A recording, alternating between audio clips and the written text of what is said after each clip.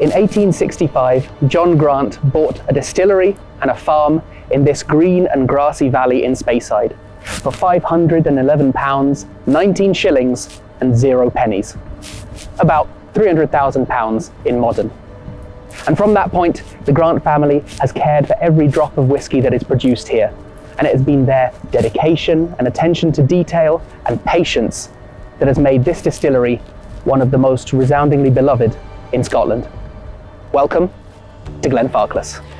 I am now here with Callum Fraser, the distillery manager at Glenfarclas, and delighted to be here. Thank you so much for welcoming us in. Oh, you're welcome. It's lovely to have you here at Glenfarclas and let you see what we do. This is actually the first distillery we visited in Speyside for one of these interviews. But Speyside is the capital whisky region of Scotland. So how is it that Speyside is so key to the whisky industry? Well, first of all, we've got a plentiful supply of water. We're right in the River Spey. Also, the fact that most of the area is covered in granite stone. So the water we've got is nice and soft. See, plenty of snow in the winter time. So snow is just whisky waiting to be made. So that's quite important to us. The other reason was traditionally whisky was made with people hiding away in the hills. So it was illicit distilling. So they would make it, say, up in Benrinnes, which is another side of us here. And they would hide away, so the ideal places to hide in the Scottish Highlands. That leads me to the start date of the distillery, officially 1865, which is not the time that the distillery was initially built here. So what happened in 1865 exactly? The distillery got its legal licence to distill in 1836. We know there was a distillery here before. In 1865, the Grant family bought the distillery at Glenfarclas, so that's why it's so important to us now. And being on fifth generation of the family, running the business, it shows you how we're one of the oldest businesses left, or distillers left in Scotland. And the initial purchase price, I think, was £511 and 19 shillings, which, would that have been a bargain back in the day, or was that actually quite pricey for a farm distillery? The Grants weren't distillers, so they bought the farm, and they kept on a gentleman to run it for them and teach them how to distill. He actually moved on and built another distillery, Cragganmore. And then once the Grant family became distillers, it then moved down through the family. But traditionally they bought it as a farm, and the distillery was just part of it. And yes, they paid £511, 19 shillings. In today's money, that's about £300,000. And we've got casks in the warehouse that are, if you add a zero to that. So it was quite a good bargain.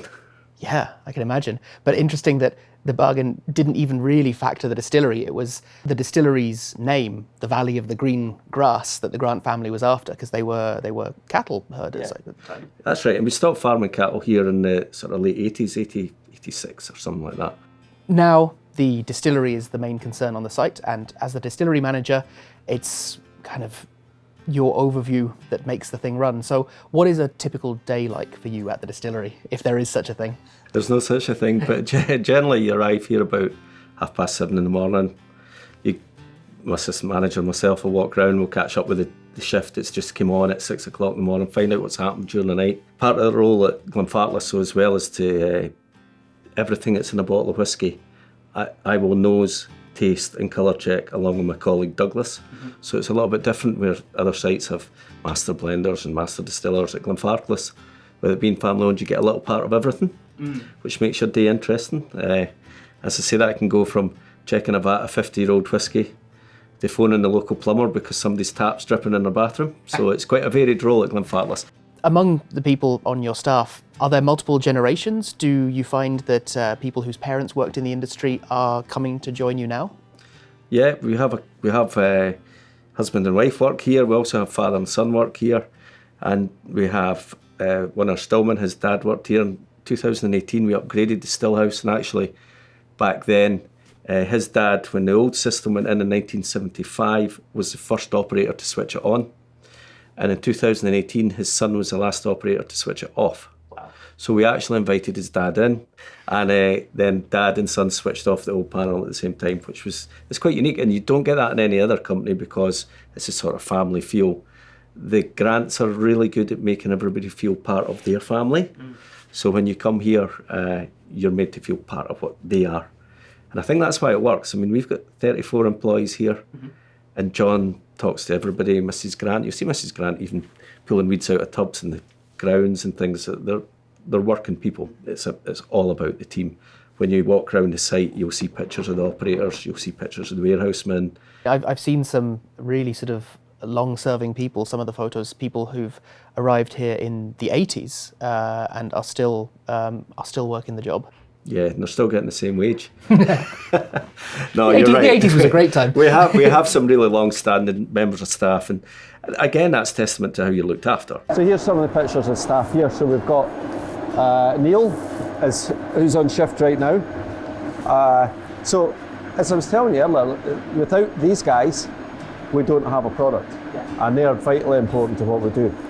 They paint, they sweep the floor, they cut the grass, they sweep the yard, and they make whisky when they've got some spare time. We're proud of them because we don't have what we've got, as I say, without these guys, and that's really, really important. That's important. That's an example, okay? You don't win that without these guys.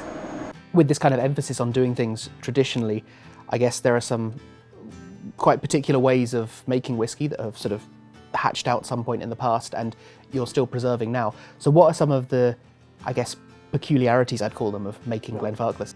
The unique thing that we've got is still a fire underneath the stills, so we're still direct fired. And when you taste Glenfarclas, you get that nice sort of burnt toffee, caramelly note coming through, and that's due to the direct firing of the wash stills, so you get that sort of caramelisation inside. It gives you a nice flavour profile coming through. Yeah, and last distillery in Scotland that does direct fire, I think. For 100% of production. There's other companies that are 13%, there's one company 50%, we're 100%, so wash still and spirit still direct fired. I understand that the direct firing has a little bit of a risk that things can kind of, like if you're, cooking a stew and you forget about it, it can maybe stick to the bottom and you get some burny bits, but there's a particular piece of equipment as well that helps with that. Yeah, you're talking about the rummager. So the rummager is just a set of arms that stretch across the still, and down the side of the still and over the bottom there's copper chains. During distillation these turn really slowly. So if you imagine cooking in a gas cooker, if you don't stir what you're heating up, it will stick. It's the same theory.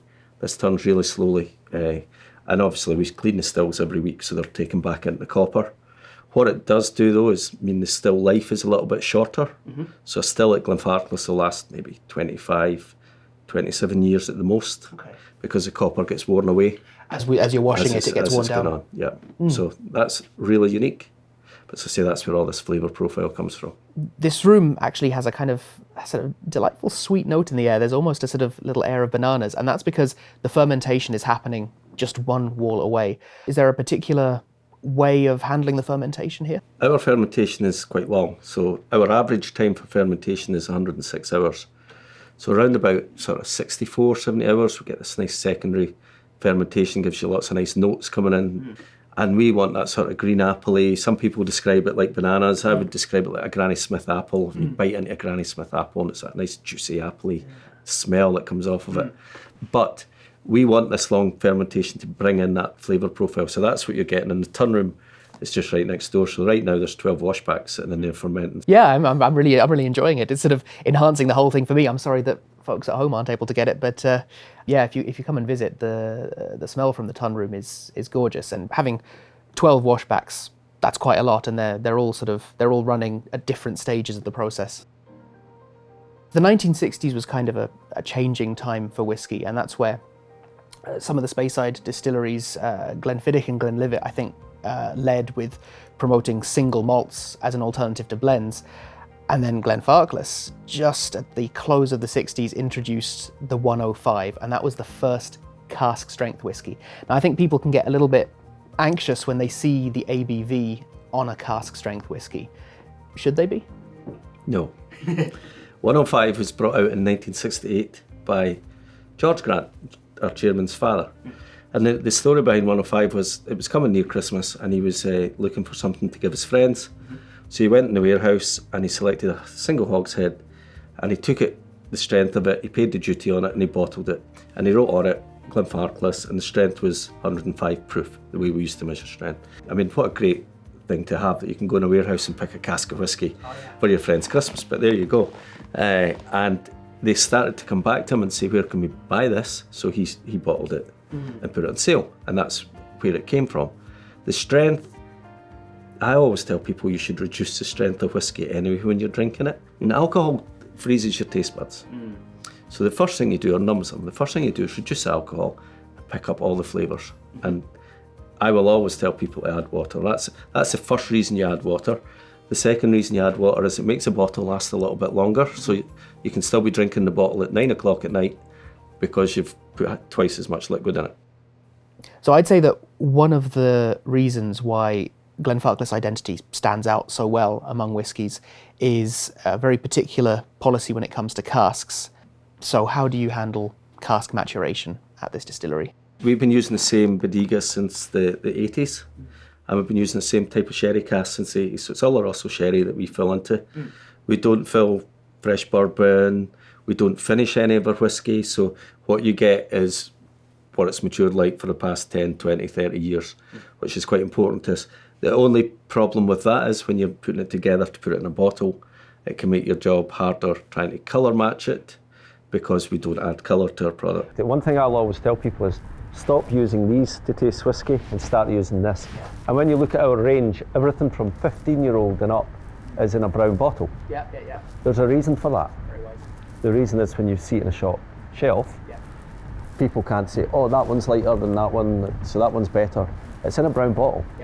And it's in that brown bottle for that reason. We buy really good quality sherry casks from a family-owned business in Spain. Mr. Grant likes to deal with other family-run businesses because then they accept the sort of quality we want because they'll have wanted the same quality for their business to make it successful. So that works. And you'll find a lot of distributors as well all over the world are family-run. It's quite interesting though when you go out to the Bodega and actually have a look round at the casks and just see what's going on. We want our casks to have sherry in them for 4 years, minimum of 4 years. Right. And that way we know that it's soaked right into the wood. We know that we're going to get... What's really important to us is that a cask is really quite expensive. So we want to know that we can fill it 3 or 4 times and still get that reaction with the wood and some of the sherry reaction that's been in the wood.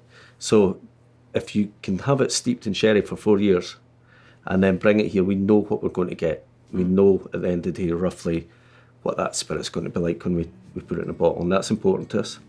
Good spirit in a good cask, you're going to get a pretty good end product, and that's the policy the Grants have had. And when you walk through the warehouse, you'll see good quality casks all the way from 1953 to current day, so it's a huge investment. Wood's a massive investment. Now I'm gonna guess that this may have been hitting that second fill spot. That's a first fill cask, That is a first fill. but it shows you the quality of cask. If you'd poured that for me and I didn't know what kind of cask it came from, I'd be like, oh, just a first fill We'll ex wander bourbon, up and I'll right? show you another first fill cask and Yeah. you'll see the difference. But yeah, no, that's a first fill sherry cask. And we know it's European oak. Yep. When you see the size, the thickness of the stave round it, look at the thickness of Ah, that. yeah, okay. Okay, generally when it's a rebuilt cask, it'll be a bit thinner like this. Because you've shaved it down. Yeah. So that's all European oak, fresh. That's been sherry cask. Look. And it's been there since the Yep. 60s. Yep, it's never moved. We need these casks to give us the character of the whiskey. If we made Glenfarclas solely sherry, first fill sherry cask, what would you do with the casks that were left?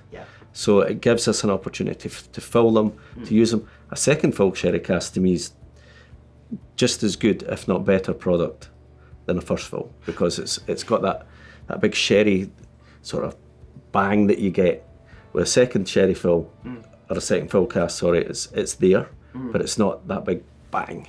It's a bit more mellow. It's smoother. It's more velvety. And you said Oloroso, but not some of the other sherry types? No PX? No Manzanilla? Nope, just Oloroso. And it's the same with, we've got a couple of port pipes here, but normally when people fill port pipes, it's a finish. So when you put it in a bottle, it's a kind of reddy colour. Well, if you look at our 12-year-old port cask, it's a brown colour, like whiskey, it's a golden colour. That's because it was matured solely and it wasn't finished in it. So port casks, if you're finishing 18 months to 2 years, you will take it out of there because they want that colour. Glenfarclas, if we stumble on a port cask, it'll just be matured in that. That's what we do. So that is definitely, that sort of makes you stand out, that the cask that a whiskey starts in is also the one that it finishes in. So you've got to have that faith in that cask. We've seen that Glenfarclas has its way of doing things, and that, that only changes if it absolutely has to. So cautiously I ask, what is in the future for Glenfarclas? Well, we're always looking at trying to bring out something a little bit different. This year we brought out 185, which was to celebrate our 185th anniversary of legal distilling.